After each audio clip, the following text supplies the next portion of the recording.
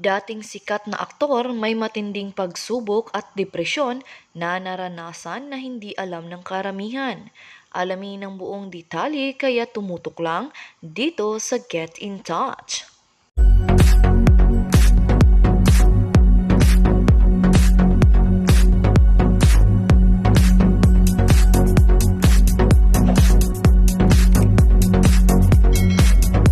Parte na ng buhay ng tao ang makaranas ng pagsubok at ang ilan nga ay umuwi pa sa depresyon kapag hindi kayang dalhin ang problema.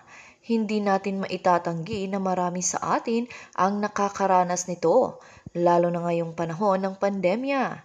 Kabilang na nga rito ang dating matinee idol, sikat na dancer at aktor na si Wawi de Guzman. Matindi ring mga pagsubok sa buhay at depresyon ang naranasan ni Wawi. At ngayong panahon ng pandemya ay inamin niya na nakakaranas siya ng hirap lalo na sa paghahanap ng mapagkakakitaan. Ngunit baliwala raw ang nararanasan ngayon ni Wawi kumpara sa hirap na naranasan niya noon, dahilan nga kung bakit mas matatag na siya ngayon. Si Wawi ay nakilala rin ng publiko bilang isang mahusay na dancer at ang taglay na talent at hilig sa pagsasayaw ay malaki ang naitutulong para masuportahan ang pangangailangan ng kanyang pamilya. Bagamat wala na kay Wawi ang ningning ng kasikatan sa showbiz, ay masaya naman siya dahil nagagamit pa rin niya ang kanyang talento bilang isang licensed Zumba instructor.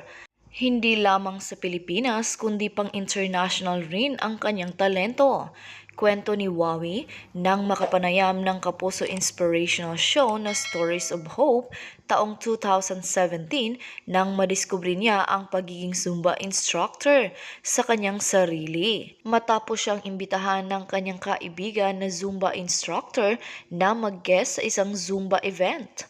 Matapos makita ng maraming tao ang nais matuto ng Zumba at talagang nasundan ang bawat steps ni Wawi, ay dito na siya nagkaroon ng idea na pasukin ang pagiging Zumba instructor. Noong time na sumama na ulit ako ng event at nakita ko maraming tao, natuwa ako because pag nagtuturo ako, nasusundan nila. Doon na ako nagkaroon ng idea na parang mas gusto ko ito kasi unang-una dancer ako and at the same time matutulungan kang pumayat, so nag full time ako. Mas nag-i-enjoy ako roon sa pagsasayaw kasi ang tagal ko nang hindi nagsasayaw puro acting. Tapos naranasan ko ulit mag-perform in front of many people. Bilang isang performer, noong naramdaman ko ulit siya, na-enjoy ko siya. Dahil nga talagang nai-enjoy ni Wawi ang pagsasayaw kasabay ng pagtulong sa mga nais maging fit at healthy, ay hindi na binitawan ni Wawi ang pagkakataong maging licensed Zumba instructor. At noong 2018 nga ay matagumpay na nakakuha ng lisensya si Wawi kung saan ay nakilala at namayagpag na ang kanyang pangalan bilang ZI. Ngunit sa hindi inaasahang pagdating ng pandemya sa bansa at pagsisimula ng lockdown ay nahinto ang Zumba event at natigil rin ang kanyang pagtuturo. Tandang-tanda ko kasi nasa stage ako noon. May event kami, I think sa bandang Nueva Ecija, sumasayaw tapos after naming sumayaw ng 10 minutes, may dumadating na barangay at pinatigil na yung event. Hindi naman tumigil si Wawi sa pag-iisip ng paraan para makapagturo ng Zumba kahit nasa gitna ng lockdown. At nagkaroon nga siya ng idea na bumuo ng grupo ng dancers para sa online dance classes. Naisip nga ni Wawi na idaan sa online ang pagtuturo ng sayaw sa pamamagitan ng Zoom classes para maaari ring mag-enroll ang sino mang interesado kahit na nasa ibang bansa. Samantala, inamin naman ni Wawi nang mapag-usapan ang mental health ngayong pandemya na dumaan rin siya sa matinding depresyon. At ayon nga kay Wawi ay lumakas ang loob niya na malalampasan ang pandemya dahil sa mas matinding pagsubok na naranasan niya noon na nagpatibay sa kanya. Hindi ko masasabing dumaan sa depresyon na sobrang na-depress, Kung depresyon lang, may mas matitinding depresyon din akong pinagdaanan dati. So siguro isang paraan din yon para lumakas yung loob ko na kakayanin nating itong lahat. Siguro masasabi ko na pinatibay na ako ng past na experience ko. Hindi naman lingid sa kaalaman ng marami na maagang nabiyudo si Wawi matapos pumanaw ang kanyang asawa na si Cheryl Ann Reyes. Ilang buwan pa lamang mula nang isilang ang kanilang anak. At magmula ng mabiyudo ay mag-isa nang binuhay at itinaguyod ni Wawi ang kanyang anak na si Raf. Hindi na rin nagawa pang mag-asawang muli ni Wawi at itinuon na lamang ang kanyang buong atensyon sa kanyang anak. Sobrang haba ng quality time ko with Raf nitong pandemic. Grabe, as in thankful ako. Kahit paano safe kaming dalawa, iyong family namin, aniya sa isang hiwalay na interview.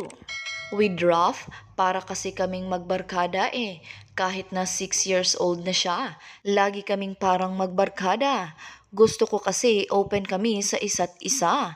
Para pagtanda niya, hindi siya magtatago sa akin. At the same time, may respect ako sa anak ko.